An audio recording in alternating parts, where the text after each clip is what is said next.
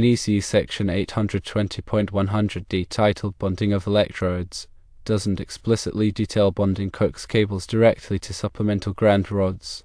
The code does emphasize that all electrodes must be bonded together. This bonding requires a solid copper conductor, no smaller than 6 AWG or the size of the largest grounding electrode conductor for the service entrance, whichever is larger. Applying this to an existing structure where a Coax cable is being installed, if you intend to bond it to a supplemental ground rod, a 6 AWG copper bonding jumper is necessary. This jumper connects the supplemental ground rod to the main grounding electrode system. The length of this bonding jumper should be minimized, and ideally it should run along the exterior of the structure.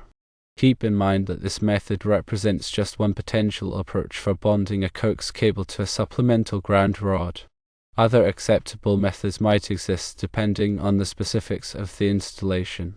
It is always recommended that you seek guidance from a qualified electrician to determine the most suitable bonding method for your specific needs and circumstances. The purpose of bonding is to create an equipotential plane, minimizing voltage differences that can cause electrical shock or damage to equipment. The grounding electrode system typically includes a ground rod, metallic water pipe, or other approved grounding electrodes. The size of the grounding electrode conductor and bonding jumpers are critical for ensuring effective grounding and safety. NEC Table 250.66 provides guidance on size and grounding electrode conductors for alternating current systems. The grounding electrode conductor connects the service equipment to the grounding electrode.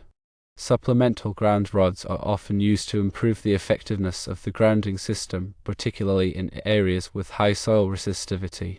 When using supplemental ground rods, it's crucial to ensure they are properly bonded to the main grounding electrode system. This bonding prevents voltage differences between the supplemental ground rod and the main grounding electrode. The length and routing of bonding jumpers are important factors in minimizing impedance and ensuring effective bonding. Shorter bonding jumpers are generally preferred to reduce impedance. The bonding jumper should be securely connected to both the supplemental ground rod and the grounding electrode system using approved connectors. The type of connector used should be suitable for the materials being joined and should provide a reliable electrical connection. The grounding electrode system should be inspected periodically to ensure it is in good condition and functioning properly. Corrosion or damage to grounding electrodes or conductors can compromise the effectiveness of the grounding system. Regular maintenance, including tightening connections and replacing corroded components, is essential for maintaining a safe and reliable electrical system. In addition to bonding electrodes, it's also important to ensure that metallic enclosures and equipment are properly grounded. Grounding metallic enclosures provides a path for fault current to flow back to the source, allowing the overcurrent protective device to trip and de-energize the circuit. Equipment grounding conductor should be sized according to NEC Table 250.122. The size of the equipment grounding conductor depends on the size of the overcurrent protective device protecting the circuit. Equipment grounding conductor should be installed in the same raceway or cable as the circuit conductors. This ensures that the impedance of the grounding path is minimized. When installing electrical systems in existing structures, it's important to consider the existing grounding system. The existing grounding system may need to be upgraded to meet current code requirements. Upgrading the grounding system may involve adding supplemental ground rods, replacing corroded conductors, or improving bonding connections. It's also important to ensure that all electrical work is performed by qualified personnel who are familiar with the NEC and local electrical codes. Improperly installed electrical systems can pose a significant safety hazard. The NEC is updated every 3 years, so it's important to stay current with the latest code requirements. Changes to the NEC can affect grounding and bonding requirements. Consulting with a qualified electrician is the best way to ensure that your electrical system is safe and code compliant. Grounding and bonding are critical aspects of electrical safety. Proper grounding and bonding can help prevent electrical shock, reduce the risk of fire, and protect sensitive electronic equipment from damage. Understanding the requirements of the NEC and following best practices for grounding and bonding are essential for ensuring a safe and reliable electrical system. The specific requirements for grounding and bonding can vary depending on the application. For example, the grounding and bonding requirements for a residential electrical system may be different from those for a commercial or industrial electrical system. It's important to consult the NEC and other relevant standards to determine the specific requirements for your application. In addition to the NEC, other standards and guidelines may provide additional information on grounding and bonding. These standards may be developed by organizations such as the Institute of Electrical and Electronics Engineers, IEE, or the National Fire Protection Association, NFPA. Staying informed about these standards and guidelines can help you ensure that your electrical system is properly grounded and bonded. Grounding and bonding are not one-size-fits-all solutions. The best approach for grounding and bonding will depend on the specific characteristics of your electrical system and the environment in which it is installed. Consulting with a qualified electrician is the best way to determine the most appropriate grounding and bonding methods for your particular situation. First, it is crucial to remember that the NEC is a minimum standard. Adhering to these standards is important, but exceeding them or implementing best practices beyond the code is acceptable to enhance safety and reliability. Secondly, regarding the supplemental ground rod placement, ensure it is installed deep enough to reach permanent moisture. The depth varies depending on the region and soil conditions.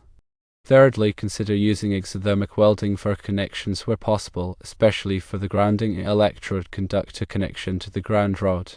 Exothermic welds offer superior corrosion resistance and a more reliable connection than mechanical connectors.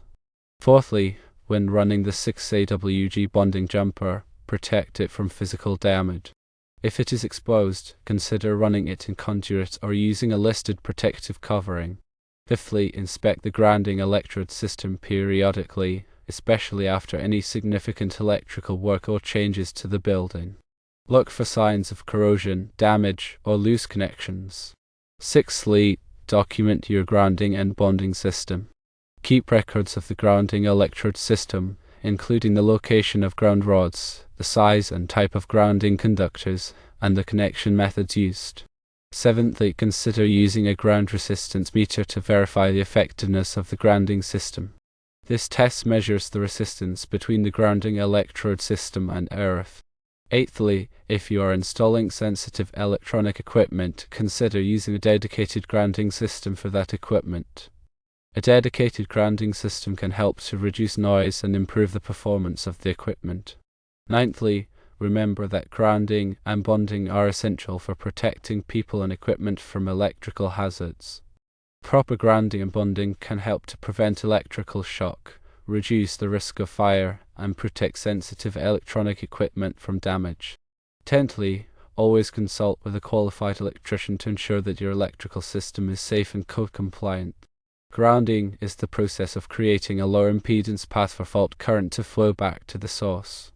Bonding is the process of connecting metallic parts of an electrical system together to create an equipotential plane. Effective grounding and bonding require careful planning, proper installation, and regular maintenance. The NEC provides detailed requirements for grounding and bonding, but it's important to understand the underlying principles behind these requirements. Grounding helps to stabilize voltage to earth during normal operation. Bonding ensures that all metallic parts of an electrical system are at the same potential, reducing the risk of electrical shock. Together, grounding and bonding provide a comprehensive safety system for electrical installations. When dealing with Coax cables, it is important to ground the shield of the cable to prevent unwanted signals from entering the system. This can be accomplished by using a grounding block or other approved method. The grounding block should be connected to the grounding electrode system. It is important to use a grounding block that is listed for the intended use. The grounding block should be installed in a location that is easily accessible for inspection and maintenance. When installing Coax cables, it is important to avoid creating ground loops. Ground loops can occur when there are multiple ground paths for the cable. Ground loops can cause noise and interference in the signal. To avoid ground loops, it is important to use a single-point ground for the cable. The single-point ground should be connected to the grounding electrode system. The grounding electrode system should be designed to provide a low impedance path to ground. This will help to ensure that the cable is properly grounded and that there are no ground loops. When installing coax cables in existing structures, it is important to be aware of the existing grounding system. The existing grounding system may not be adequate for the new coax cables. In this case, it may be necessary to upgrade the grounding system. Upgrading the grounding system may involve adding supplemental ground rods, replacing corroded conductors, or improving bonding connections. It is important to consult with a qualified electrician to determine the best way to upgrade the grounding system. The grounding electrode system should be inspected periodically to ensure it is in good condition and functioning properly. Corrosion or damage to grounding electrodes or conductors can compromise the effectiveness of the grounding system. Regular maintenance, including tightening connections and replacing corroded components, is essential for maintaining a safe and reliable electrical system. Grounding and bonding are critical aspects of electrical safety, and it is essential to follow the NEC and other relevant standards to ensure that your electrical system is properly grounded and bonded. Consider also that there are other types of grounding electrodes that can be used in addition to ground rods. These include metal underground water pipes, metal building frames, and concrete encased electrodes, often called UFO grounds. The NEC specifies the requirements for each type of grounding electrode. When using a metal underground water pipe as a grounding electrode, it is important to bond the water pipe to the grounding electrode system within 5 feet of where the water pipe enters the building. This bonding helps to ensure that the water pipe is at the same potential as the grounding electrode system. When using a metal building frame as a grounding electrode, it is important to ensure that the building frame is effectively grounded. This may involve bonding the building frame to the grounding electrode system at multiple points. When using a concrete encased electrode as a grounding electrode, it is important to ensure that the electrode is properly installed and that it meets the requirements of the NEC. A concrete encased electrode must be at least 20 feet long and must be encased in at least 2 inches of concrete. The concrete must be in direct contact with the earth. The choice of grounding electrode will depend on the specific characteristics of the site and the electrical system. It is important to consult with a qualified electrician to determine the best type of grounding electrode for your application. In addition to the requirements in Article 820, other articles of the NEC may also be relevant to grounding and bonding of coax cables.